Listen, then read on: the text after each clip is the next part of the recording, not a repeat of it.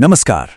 चलिए आज बात करते हैं मुंशी प्रेमचंद की एक बहुत ही जबरदस्त कहानी पंच परमेश्वर के बारे में। ये कहानी है दोस्ती और इंसाफ की। सोचिए, क्या हो जब एक अटूट रिश्ते को सबसे बड़ी परीक्षा से गुजरना पड़े। ये कहानी हमें एक बहुत ही मुश्किल सवाल के सामने लाकर खड़ा कर देती है।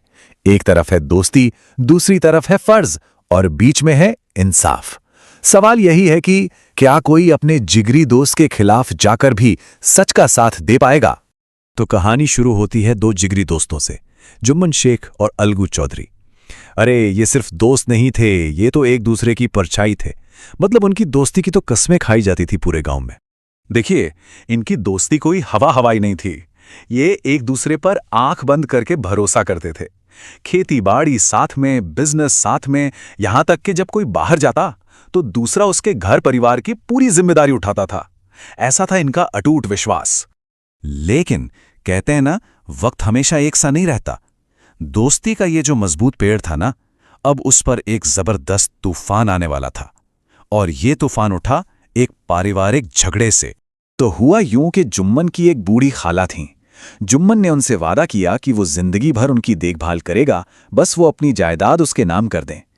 लेकिन जैसे ही जायदाद नाम हुई, जुम्मन और उसकी बीवी करीमन का रवैया पूरी तरह बदल गया। बेचारी खाला को ना खाना मिलता ना इज्जत। तंग आकर उन्होंने कहा कि भाई मुझे हर महीने कुछ पैसे दे दो, मैं अपना अलग देख लूंगी। लेकिन जुम्मन ने साफ मना कर दिया।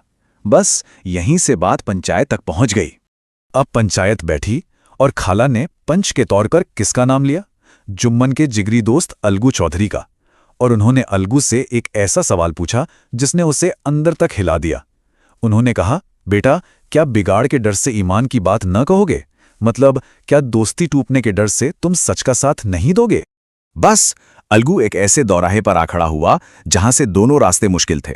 एक तरफ जिगरी यार जुम्मन और दूसरी तरफ इंसाफ और सच्चाई की आवाज। चुनना तो एक ही था। सबकी दलीलें सुनी गईं और अलगू ने अपनी दोस्ती नहीं, अपनी अंतरात्मा की आवाज को चुना। उसने फैसला सुनाया जुम्मन के खिलाफ।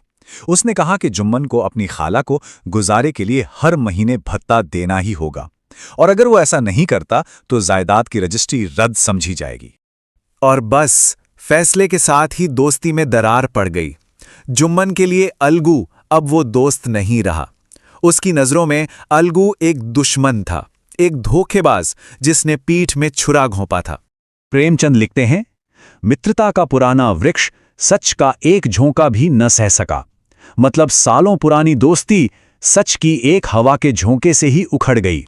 अब उनके बीच सब कुछ ठंडा पड़ चुका था और जुम्मन बस मौके की तलाश में था, बदला लेने के लिए। और कहते हैं ना कि किस्मत का पहिया घूमता जरूर है। जुम्मन जिस मौके का इंतजार कर रहा था, वो मौका उसे बहुत जल्द मिल गया। अब पासा पलटा। पहले तो अलगू का एक बहुत अच्छा बैल अचानक मर गया। अलगू को पूरा शक था कि यह काम जुम्मन का है। फिर उसने अपना दूसरा बैल समझू साहू नाम के एक आदमी को बेच दिया, इस शर्त पर कि पैसे बाद में देगा। लेकिन उस समझू साहू ने बेचारे बैल से इतना काम लिया कि वो भी मर गया। और जब अलगू ने अपने पैसे मांगे तो समझू साहू साफ मुकर गया। तो लीजिए, मामला एक बार फिर पंचायत के सामने। अब जरा सोचिए, किस्मत का खेल देखिए। समझू साहू ने अपना पंच किसे चुना? जुम्मन शेख को। ये सुनते ही अलगू का तो कलेजा मुंह को आ गया। उसका दिल धक धक करने लगा। आज उसकी किस्मत का फैसला उस इंसान के हाथ में था जो उसे अपना सबसे बड़ा दुश्मन मानता था। अब सब सोच रहे थे कि आज तो जुम्मन बदला लेकर रहेगा। लेकिन जैसे ही जुम्मन उस पंच की कुर्सी पर बैठा, कुछ बदल गया। उसके अंदर जो बदले की आग थी, उस पर एक बहुत बड़ी जिम्मेदारी का एहसास हावी होने लगा। उसे यह समझ आया कि वो कुर्सी सिर्फ एक कुर्सी नहीं है, वो न्याय का आसन है। और उस पर बैठने वाला इंसान नहीं, पंच परमेश्वर होता है। यानी एक ऐसा इंसान जो भगवान की तरफ से बोलता है। और जब कोई भगवान की तरफ से बोलता है तो उसके लिए न कोई दोस्त होता है और न कोई दुश्मन। और फिर जुम्मन ने वो फैसला सुनाया जिसकी किसी को उम्मीद नहीं थी।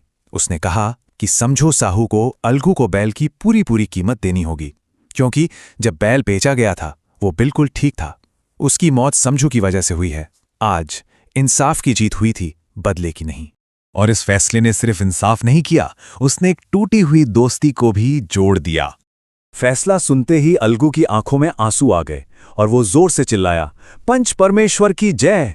तभी जुम्मन अपनी जगह से उठा, सीधा अलगू के पास गया और उसे गले लगा लिया और रोते हुए बोला, भाई, आज मुझे समझ आया कि जब कोई उस कुर्सी पर बैठता है ना, तो वो किसी का दोस्त या दुश्मन नहीं होता। उसकी आंखों को न्याय के सिवा कुछ और दिखाई ही नहीं देता। और उन दोनों दोस्तों के आंसुओं ने उनके दिलों में जमी सारी गलतफहमी, सारी कड़वाहट को धो डाला।